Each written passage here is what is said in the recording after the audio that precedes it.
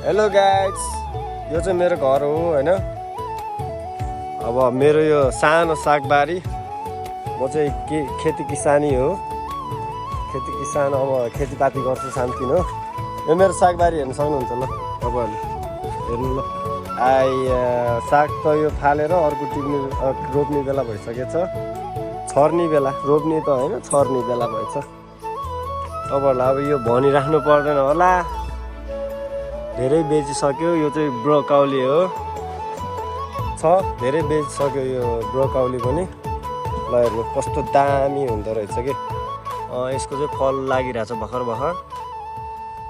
ठिक छ, ल हेर्नु सक्नुहुन्छ तपाईँहरूले। ल यो चाहिँ मेरो सानो टँडेलबारी, टँडेल हो। यसलाई चाहिँ टँडेल भनिन्छ होइन।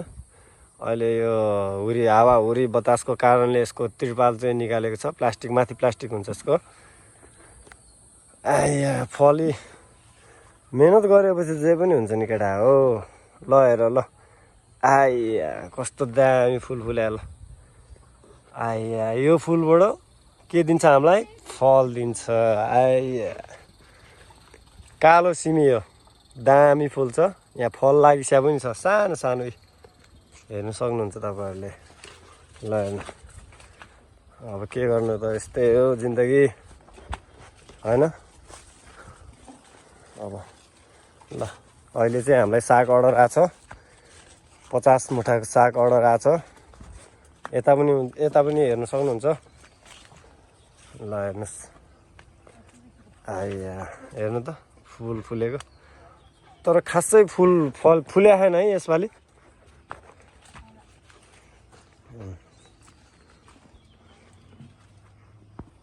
ल यो चाहिँ यसरी ट्याक्क टिप्ने, अक्क लाएर मुठा बनाउनु पनि जान्नुपर्छ होइन।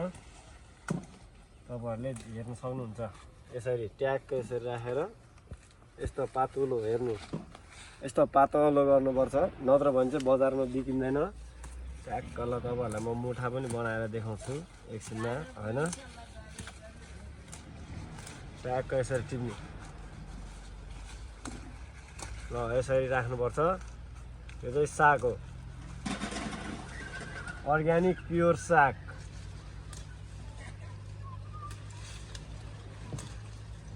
ल यसलाई अब चाहिँ म मुठा बनाउँछु है त। यता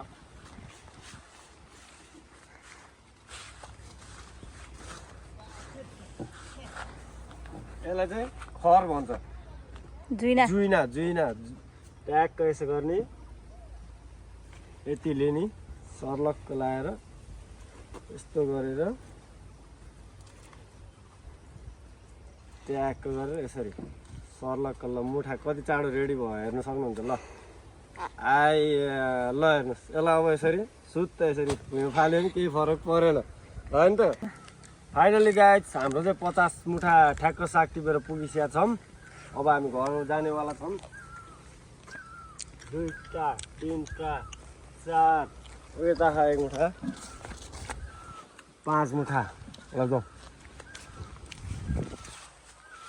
ल ट्याक्क अब यो चाहिँ मेरो घर करेसाबारी खेतीपाती किसानी हो। तपाईँहरूले हेर्नु सक्नुहुन्छ। हेर्नु त लिची यसपालि कति राम्रो फलेको छ मेरो बारीमा लिची। डर लाग्यो बिस्तारै। र यहाँ नयाँ साग हुर्किँदैछ, धनियाँ। फाइनली धनियाँ पनि छ यहाँ हाम्रो।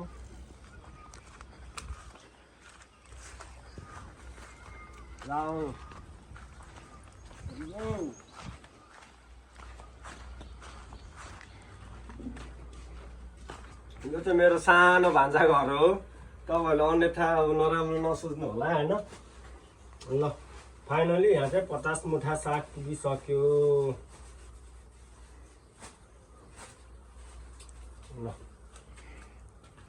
ल ठिक छ, यस्तो हो गाइस। के गर्नु त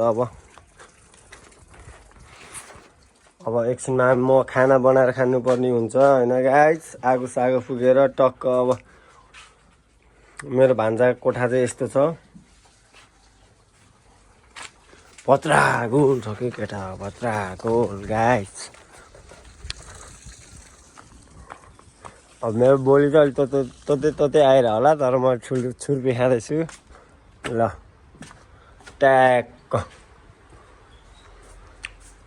मेरो रुम यता ओ माई गड त्यो लाइन आइसकेछ लाइन गएको थियो गाइज ओ माई गड भत्रा गोल छ कि केटा हो भत्रा गोल छ कि गाइज भत्रा गोल मेरो रुम हो यो अब के गर्नु गाउँघर यस्तै हो oh my god sleeping now के हो बाउ यस्तो भएन नि त बाउ मेरो आमाले पूजा गर्नुहुन्छ ल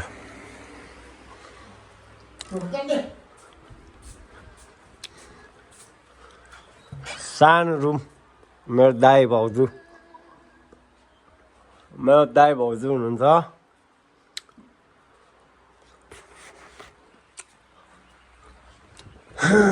यस्तै हो गाइज के गर्नु अब गाउँघरको जिन्दगी यस्तै हो आम्बो गाइज हावाहुरी बतास आउन लागिसकेको छ यहाँ हिजो रातिको हावाहुरीले धेरै विनाश गरेर गएको छ ल हेर त गाइज हावाहुरी आउन लागिरहेको छ